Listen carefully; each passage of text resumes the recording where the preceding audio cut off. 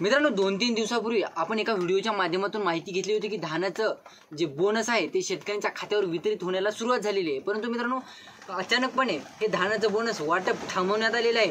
त्यामध्ये technical problem आलेला आहे असं शासनातर्फे सांगण्यात येत आहे। असं सुद्धा पीक विम्या संदर्भात सुद्धा सेम कंडिशन झाली होती। 29 मार्चला काहीतरी पीक विमा वाटप स्टार्ट करण्यात आलेलं होतं। त्यानंतर मित्रांनो पीक विमा वाटप स्टार्ट करण्यात आलं आणि अचानकपणे पीक विमा वाटप थांबवण्यात आलेलं होतं, ठप्प करण्यात आलेलं होतं। सेम इकडे सुद्धा टेक्निकल प्रॉब्लेम आला आहे असं शासनातर्फे सांगण्यात आलेलं आहे आणि हा जे धानाचा बोनस आहे तो थांबवण्यात आलेला आहे। परंतु मित्रांनो आपण ज्या जिल्ह्याविषयी आज माहिती घेणार आहोत त्या जिल्ह्यामध्ये असं सांगण्यात आलेलं होतं की तुम्ही धानाची विक्री केलेली असो किंवा नसो, परंतु तुम्ही धानाची नोंदणी केलेली असेल तर तुमच्या खात्यावर 2 हेक्टरच्या मर्यादेत म्हणजे हेक्टरी 20,000 रुपये धानाचं बोनस वाटप होणार आहे असं सांगण्यात येत होतं। परंतु मित्रांनो धानाचं बोनस हे बाजूलाच राहिलं मित्रांनो। वाटप करणं, टेक्निकल प्रॉब्लेम आला वगैरे बरेच जे प्रॉब्लेम सांगण्यात आले, रिझन देण्यात आलेले आहेत।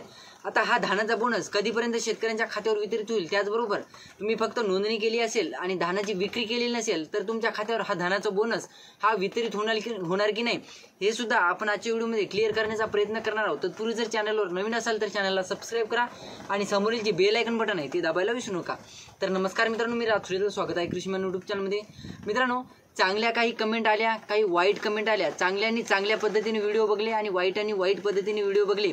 असं करता करता आपली 10K ची फॅमिली झालेली आहे, 10,000 सबस्क्रायबर कंप्लीट झालेले आहेत। ज्यांनी चांगल्या प्रकारे सपोर्ट केला त्यांचा धन्यवाद, आभार आहे आणि ज्यांनी वाईट पद्धतीने सपोर्ट केला त्यांचे सुद्धा आभार आहेत। आणि आपली 10K ची फॅमिली झालेली आहे मित्रांनो चांगल्या पद्धतीने आणि तुम्हाला धन्यवाद। ज्या शेतकऱ्यांनी चांगल्या प्रकारे सपोर्ट केला, ज्या व्ह्यूअरनी चांगल्या प्रकारे सपोर्ट केला त्यांना धन्यवाद। आणि तुम्हाला काही जर प्रश्न असतील डायरेक्टली इंस्टाग्रामला मेसेज करून विचारू शकता। इंस्टाग्राम ID हा डिस्क्रिप्शन बॉक्समध्ये दिलेला आहे, तुम्ही पर्सनली इंस्टाला मेसेज करून विचारू शकता। आपल्याकडे ऑफिशियल अपडेट आलेली आहे मित्रांनो। तो जिल्हा म्हणजे गडचिरोली जिल्हा। गडचिरोली जिल्ह्यातील आपल्याकडे महत्त्वाची अपडेट आलेली आहे, ज्याच्यामध्ये मित्रांनो जवळपास बघायचं झालं तर गडचिरोली जिल्ह्यातून नोंदणीकृत शेतकऱ्यांनी धानाची विक्री केलेली असो किंवा नसो त्यांना धानाचा बोनस मिळणार होता। परंतु तसं काहीही नाही मित्रांनो। अशी ऑफिशियल अपडेट जरी पाठीमागे 2-4 दिवसापूर्वी आलेली असली तरी सुद्धा ज्या शेतकऱ्यांनी धानाची विक्री केलेली आहे अशाच शेतकऱ्यांना धानाचा बोनस मिळणार आहे सध्या तरी, एवढी अपडेट आहे मित्रांनो। तुम्ही जर फक्त नोंदणी करून बाजूला झालेले असाल, तुमची धानाची विक्री झालेली नसेल तर तुम्ही डोक्यातून गैरसमज सध्या तरी काढून टाका मित्रांनो की तुम्ही नोंदणी केलेली आहे आणि तुम्हाला सुद्धा धानाचा बोनस मिळणार आहे। तसं नाही मित्रांनो, ज्या शेतकऱ्यांनी विक्री केलेली आहे अशाच शेतकऱ्यांना धानाचा बोनस मिळणार आहे। इथे ज्या शेतकऱ्यांनी धानाची विक्री केलेली नसेल त्यांनी इथे व्हिडिओ स्टॉप सुद्धा करू शकता।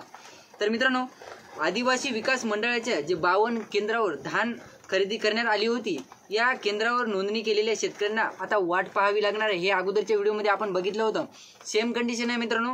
आता त्याचं कारण सुद्धा मी व्हिडिओमध्ये समोर सांगणार आहे की तुम्ही जर आदिवासी विकास पणन मंडळाकडे किंवा केंद्राकडे तुम्ही नोंदणी केलेली असेल, विक्री केलेली असेल, तुम्हाला वाट बघावी लागणार आहे। आणि त्याच्यात सुद्धा तुमच्यामध्ये आता प्रॉब्लेम आलेला आहे, ते प्रॉब्लेम सुद्धा आपण व्हिडिओमध्ये समोर बघणार आहोत। तर जे निधी 48 कोटी रुपयांचा मंजूर करण्यात आलेला आहे त्या जे जिल्ह्याला प्राप्त मार्केटिंग फेडरेशनकडे नोंदणी केलेल्या शेतकऱ्यांसाठी हा निधी वाटप होणार आहे। आणि त्याचबरोबर मित्रांनो आज जे मार्केटिंग फेडरेशनची जी महत्त्वाची बैठक होणार होती ती बैठक पार पाडण्यात आलेली आहे आणि त्या बैठकीत काय निर्णय झालेला आहे तो सुद्धा आपण पुढील व्हिडिओमध्ये माहिती घेणार आहोत। तर आज महत्त्वाची जे मीटिंग आहे ती पार पडलेली आहे, बैठक पार पडलेली आहे। त्या अंतर्गत मित्रांनो बीम आणि नेमल जे पडताळणी जे पोर्टल आहेत, बीम पोर्टल आणि नेवल पोर्टल, त्या पोर्टलवर नोंदणी केलेल्या शेतकऱ्यांची आता पडताळणी होणार आहे। आणि पडताळणी झाल्याच्या नंतर मार्केटिंग फेडरेशनला एकूण 1200 कोटी रुपये जे लागतात, आता नॉर्मली बघायचं झालं तर मार्केटिंग फेडरेशनला जे 1200 कोटी रुपये लागतात तर त्याच्यापैकी 1200 कोटीपैकी जवळपास 600 कोटी रुपये हे आदिवासी विकास पणन महामंडळाला लागतात। म्हणजे एकंदरीत 1800 कोटी रुपयांचा जे निधी आहे तो मंजूर करण्यात आलेला आहे, अशी ऑफिशियल अपडेट समोर आलेली आहे। आपण पाठीमागे सुद्धा व्हिडिओच्या माध्यमातून माहिती घेतली होती। तर त्याच्यापैकी मित्रांनो आदिवासी विकास जे पणन महामंडळ जे आहे त्याच्याकडे जे नोंदणी केलेले शेतकरी आहेत त्यांचे क्षेत्र कमी होणार आहे आणि बजेट सुद्धा कमी होणार आहे। अतिशय वाईट बातमी आहे मित्रांनो। ज्या शेतकऱ्यांनी इकडे नोंदणी केलेली होती मार्केटिंग फेडरेशन व्यतिरिक्त जे 2 जे केंद्र आहेत त्याच्यामध्ये जे आदिवासी विकास महामंडळ जे आहे त्याच्याकडे ज्या शेतकऱ्यांनी नोंदणी केलेली आहे अशा शेतकऱ्यांचं क्षेत्र सुद्धा कमी होणार आहे आणि त्यांचा बजेट सुद्धा कमी होणार आहे। आता ज्या शेतकऱ्यांनी इकडे नोंदणी केलेली आहे त्यांनी कान उघडणी होणार आहे, त्यांचे तुम्ही लक्ष देऊन ऐका की तुमचा बजेट सुद्धा कमी होणार आहे. 1800 कोटी रुपये जरी मंजूर करण्यात आलेले असले, आपण पाठीमागे व्हिडिओमध्ये माहिती घेतली होती की बाबा 700 कोटी रुपये जे 900 कोटी रुपये 2 टप्प्यात जे वाटप होणार आहे त्याच्यापैकी 900 कोटी रुपये वाटप होणार आहे, त्याच्यात सुद्धा 700 कोटीच रुपये मंजूर करण्यात आलेले होते आणि 200 कोटी रुपये अद्यापही बाकी होते. तर बघायचं झालं मित्रांनो, बजेट जरी कमी होणार असला तरी सुद्धा ज्या लोकांनी दोन्ही पोर्टलवर ऑनलाईन नोंदणी केली होती, म्हणजे आता बीम पोर्टल आणि नेमल पोर्टलवर ज्या शेतकऱ्यांनी नोंदणी केलेली होती, तर त्यापैकी बीम पोर्टलवर नोंदणी केलेल्या शेतकऱ्यांची नोंदणी तशीच राहणार आहे. परंतु जे नेमल पोर्टलवर ज्या शेतकऱ्यांनी नोंदणी केली होती त्यांची नेमल पोर्टलवर नोंदणी केल्याची नोंदणी ही पोर्टलवरील ब्लॉक होणार आहे मित्रांनो. तर ही अतिशय जी महत्त्वाची बातमी आहे मित्रांनो. ज्या शेतकऱ्यांनी इथपर्यंत व्हिडिओ बघितलेला आहे त्या शेतकऱ्यांसाठी सांगतो की ज्या शेतकऱ्यांनी नेमल पोर्टलवर नोंदणी दोन्हीकडे नोंदणी केली होती त्याच्यापैकी नेमल पोर्टलवरची नोंदणी ही ब्लॉक केली जाणार आहे आणि जी बीम पोर्टलवरची नोंदणी ही तशीच्या तशीच ठेवण्यात आलेली आहे. त्याच्यामध्ये क्षेत्र वगैरे काही कमी करण्यात आलेलं नाही. परंतु इकडे आदिवासी विकास आणि इकडे मार्केटिंग फेडरेशन, आता सध्या तरी आपण वारंवार व्हिडिओच्या माध्यमातून माहिती घेतली होती की बाबा आदिवासी जे आविमचे घटक आहेत, जे केंद्र आहेत, त्यांची जी निधी आहे ते अद्यापही मंजूर करण्यात आलेली नाही.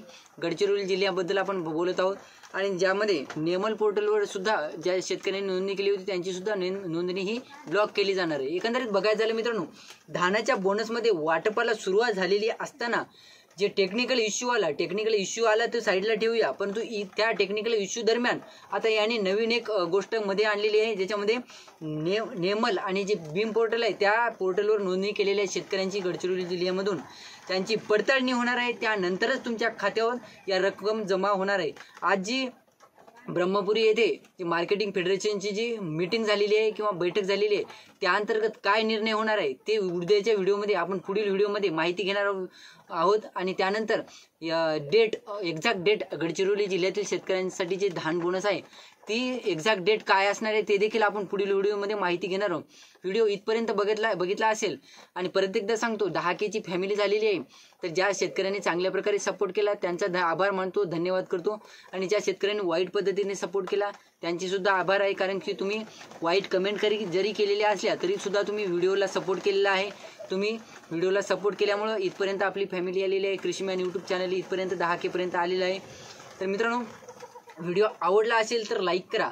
आणि आपण नेहमीप्रमाणे सांगतो की इंस्टाग्रामला जर तुम्ही मेसेज केले नसतील किंवा इंस्टाग्रामला काही जर तुम्हाला समस्या असतील, प्रॉब्लेम असतील, कुठलेही प्रश्न हा एक महत्त्वाचा टॉपिक मित्रांनो. जे शेतकरी हाय बाय करत आहेत इंस्टावर, म्हणजे हायचे मेसेज करून बाजूला होत आहेत, त्या शेतकऱ्यांसाठी रिप्लाय देणं पॉसिबल नाही मित्रांनो. जे शेतकरी डायरेक्टली हाय बाय न करता डायरेक्टली प्रश्न आपले मांडत आहेत, प्रश्न विचारत आहेत इंस्टाग्रामला, त्या शेतकऱ्यांना रिप्लाय दिले गेलेले आहेत. ज्या शेतकऱ्यांनी हायचे मेसेज केलेले आहेत आणि त्यानंतर त्यांचं असं ॲक्सेप्ट झालं की हाय मेसेज करून पुढचा प्रश्न येईल, तर त्या शेतकऱ्यांना आपण मेसेजचे रिप्लाय दिलेले नाहीत हे सुद्धा सांगतो क्लिअरली. तर तुम्हाला प्रश्न असतील तर डायरेक्टली इंस्टाग्रामला मेसेज करून विचारू शकता. व्हिडिओ आवडला असेल तर लाईक करा, चॅनलला सबस्क्राईब करा आणि जास्तीत जास्त शेतकऱ्यांपर्यंत पोहोचवण्याचा प्रयत्न करा. धन्यवाद.